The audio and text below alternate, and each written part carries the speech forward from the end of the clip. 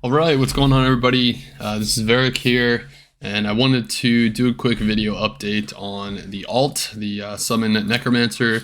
Yesterday was a quite lucrative day for both buying and selling and rolling. So I got some good HRs, and I was able to really upgrade this character, and I wanted to just go over him a little bit with you here. His gear hasn't really changed very much. I did get an Amaras that I'll use. I'll swap out my +4 here. I think you knew I had the Beast. I have a Phoenix now, so I did get a Phoenix. So this is nice because it gives you that nice redemption aura with defense to missiles, which I think is probably one of the most dangerous things for you. And it gives you nice plus max fire and light res, which my reses are not capped right now, but when I wear my Mars, they're a little bit better. I still could get better resistances, but there it is.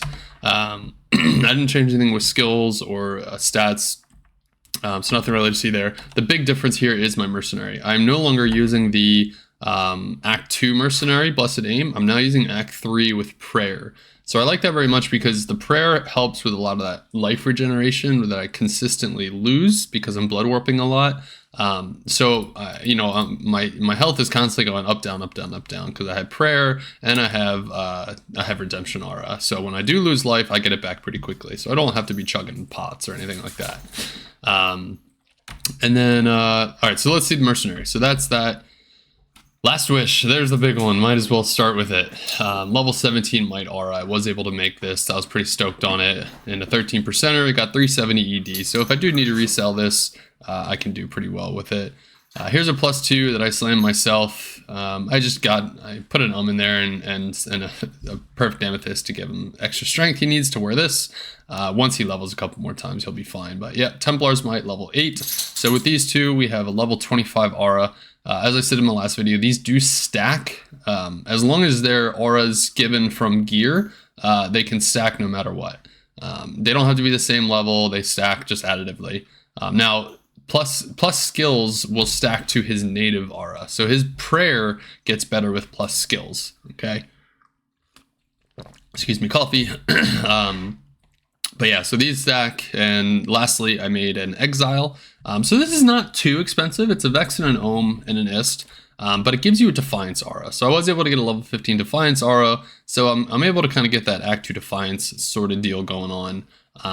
So that's nice to have. So again, the other option was to potentially go Shattered Wall, which gives you a Holy Freeze aura, but it's a lot more expensive. It's Cam, Jaw, and Zod in it. So that is not necessary, I don't think, because I think for the most part, things you're teleporting into are not really that dangerous to you because you have this kind of wall of pets. What I think is really dangerous to you are those archers that you're not paying attention to that are going to just one-shot you, or your Mercenary, right? So that defensive aura is something that's going to help with them, whereas something like Holy Freeze, it wouldn't have affected them, and you're still going to get hit by their shots.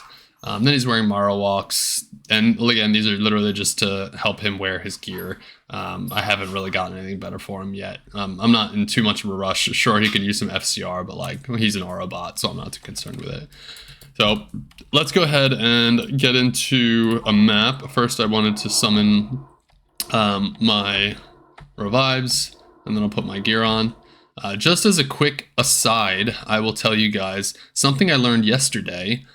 So what I'm doing is, right, I'm snapshotting, okay? So I'm getting a super high, I have all my high item level, or skill level gear on to get pets that are gonna be good, right? So this is snapshotting, and then I'll switch out this gear for better gear to give their aura and stuff like that. What you need to know is the Iron Golem snapshots per game. So when you join a new game, you want to make sure you're wearing your highest plus skill gear, because he's going to snapshot to that gear level. Okay, so that's important to log out when you're going to do a new map with the snapshot gear on, because that will determine the level of your Iron Golem. So if you log out with all your damage gear and you don't have all that plus skills, he's going to be a lower level, and he might get hit pretty hard. So the last thing I did want to talk about while we're kind of going through this is I started using a new curse. and I haven't done it yet because I want to talk about it first, but I put a point into Confuse. I think I said I was going to do that in my last video. So what you can see is it increases monsters' attack speed, but it also makes them attack random targets. So specifically, the reason I wanted to do this map is for a map like River Blood, when you have these archers, I lost my shout, there it is. When you have these archers kind of in the distance, and again, I think these are the big important guys that we don't want to get hit by. Let me see if I can find some archers.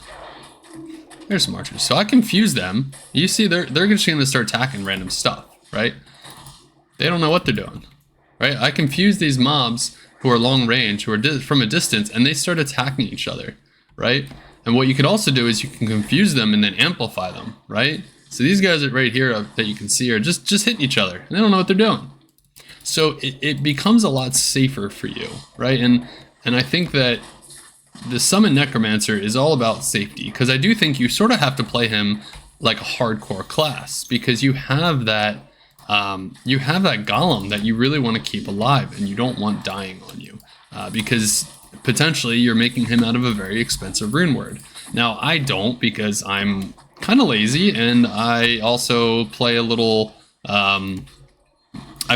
sloppy, and I alt tab a lot. So I'm not going to here. Watch. I'm just gonna curse these guys and let them just go nuts on yourself. Right now, I can teleport into them without an issue. Right. All right. Sure. I took a little bit of damage, but I can do that pretty safely. And they had Might Aura. Right now, that doesn't mean just go start willy-nilly teleporting into packs. Now I did it there just to show off a little bit. I wouldn't normally do that, but what I'm trying to say is I think it's a really good curse to be utilizing. Now I only have 10 points in curse mastery, so I'm only limited to 2 curses at a time. So I think you're either decrepifying and amplifying, or you're confusing and amplifying. Because I do think that you don't really want to decrepify the mobs you're confusing, because you want them to damage themselves. And I think amplifying damage is going to be a lot better for that, because they're just going to do more damage to themselves. Right, so they're just over there hitting themselves, and I'm going to come in and say, here, I got something for you to hit. And my pets will go to town. This needs to be ethereal, but we'll slam it anyway, just for fun. Sometimes you get to the point where you just slam things for fun, because it's cool to see big slams. So anyway, that is kind of how I've decided. You can see him, he just gets destroyed, right? So we're strong. This is a very, very, very strong Summon Necromancer. So I think at this point it's really just all about increasing my clear speed and doing it in a moderately safe fashion. And I'll take you guys to the end of this map. I don't think there was much else I wanted to talk about. I guess I could talk about my Barbarian. So I did switch my Barbarian. I'm kind of done Flame Bellow. Don't get me wrong, I love Flame Bellow, and I had such a good time doing it. My style, my type of play is I stagnate and I get bored with stuff. It's just who I am as a person. It's a character flaw, and that's just what I have to deal with, and my wife has to do it. But I get bored with stuff, and it's time for something new to try out. That's why I made this alt. I always say every year that I'm going to try to get to 99, or every season that I'm going to try to get to 99. Don't think it'll ever happen, and I don't think that's a huge deal for me. Whatever, right? But I'm going to try to make him a better physical. Oh my gosh, this is an awesome ring, actually. That's not that awesome, but it's pretty awesome. That's a pretty awesome jewel. I am going to try to build him as a more physical whirlwind. So I did get a pretty sweet weapon, which I'll show you guys. It was a Cranium Basher that I bought for like 8 Worldstone shards that had an ED slam. I don't know if a guy just didn't really know what he had, or just didn't feel like looking at it and didn't care enough. It wasn't like the hugest ED slam. I think Cranium Basher I think max ED is like 260, and I think it was like 295 with the slam. But either way, I decided to box it, and the box hit 4 sockets. So that was pretty exciting. I threw some nice max damage ED jewels into it. Probably didn't have to go that hard, but it looks pretty, so I like it. All right, it's nothing. How are we doing on everything? I think everything's good. A lot of maintenance with this, with builds like these. You do have to kind of watch a lot of things.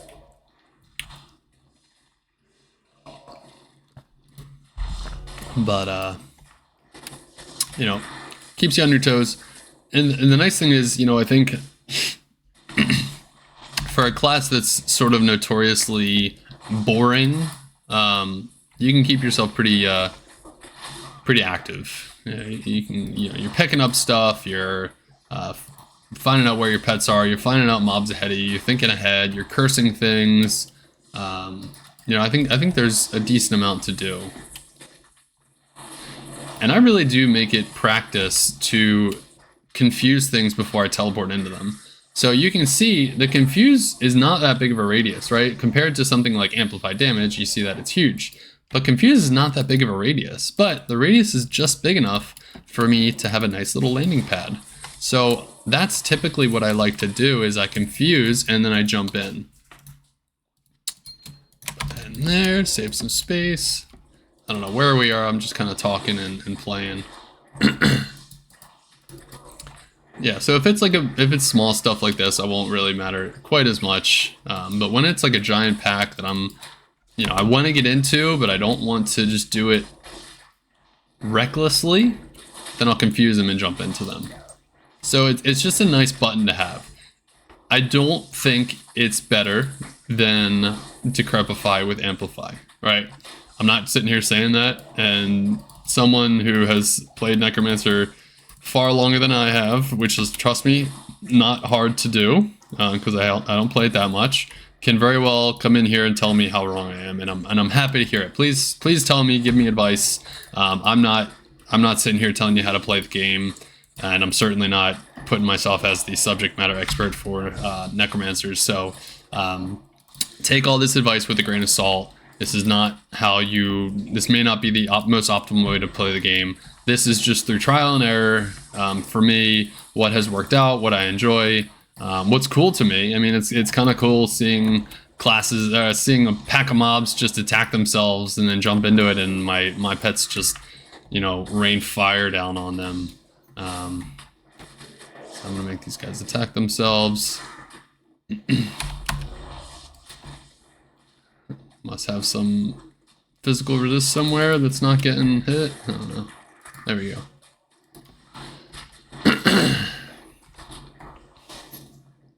So like I said, it's a cool build because it gives you some stuff to do. So you're not totally sitting around. So for those of you who are big Revive naysayers, who say you're just sitting around bored the whole time, your pets do everything, they do a lot. Oh, nice. If that had ED, I would have slammed it. They do a lot, but you still do some stuff. So let's keep moving. There were some boots I wanted to... There they are. Nope. The negatory on the boots. Alright. Oh, we love these.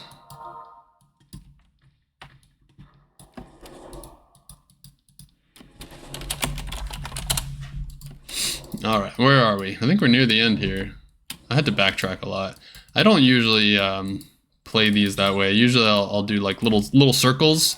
I'll go up to the next kind of break and circle back. I've always wondered what the most optimal way to run this map is, whether you just stay on one side the whole time, you know, go all the way up to one side, kill the boss, and then go all the way back to the other side. Or do you do tight circles? Who knows? So see, I'm gonna make those guys attack each other, right? I'm gonna amp them and let them attack each other. Now you don't see, you do some damage. They do some damage to themselves, so you can kind of trust that they're gonna do some damage. So these guys go in.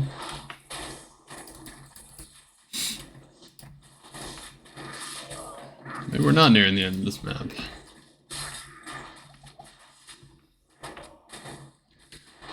So I had to take a potion there, but really I have not been using as many potions as I used to.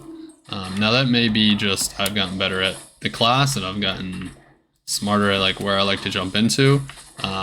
But I do think that confuse is a big part of it.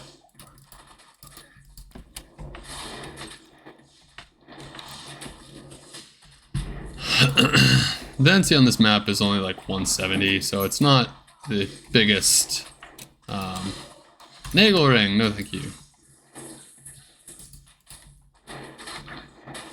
I would have liked some bigger packs to jump in and show you on, but that's alright. Alright, I think this is the end of the map, so... Yikes. Alright.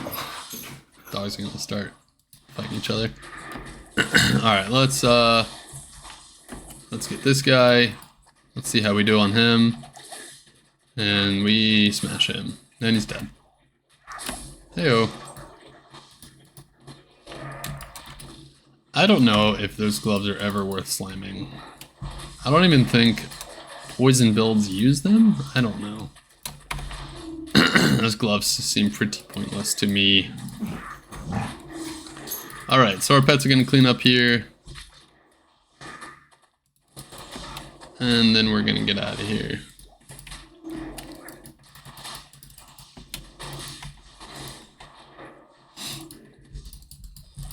Alright, let's go back the other way and finish it up. And then we'll call it a day. So I will do another video on how I've built my Whirlwind Barbarian now that he's purely physical. That I do know. That can be more of a guide. Like I said, this is not a guide, this is just me showing how I've been playing my class. But I will do more of like a guide, like this is how you build a physical barbarian. You build them with Deadly Strike. You know, the Deadly Strike caps at 75, so that's pretty much what I built him to. And once you get that, you just get some ED and call it a day. Everyone always asks me how to play Whirlwind Barbarian, or if they ask in the at the Barbarian Discord, we basically say, find a big stick, swing a big stick. That is how you play Whirlwind Barbarian, which is very true. You get some gear, you get some pretty staple gear, but otherwise you find a big weapon and you start spinning with it. Or leaping with it, whichever you want to do.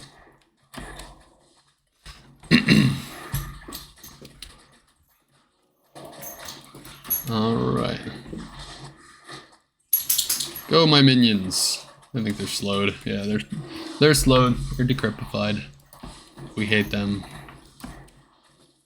We hate the decrepify when it's on us. But we get payback because we can decrepify other mobs.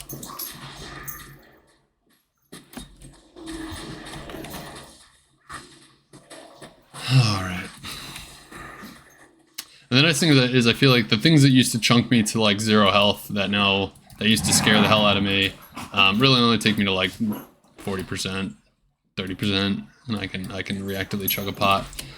Alright, there we go guys, that is the build. Like I said, I'm going to switch back to my snapshot gear so that when I join my next game, my pet will not be low level and I don't have to worry about rejoining. Alright guys, that's the build. Thanks for checking it out. Don't forget to, if you do like this video, if you do like what I do, please feel free to like or subscribe.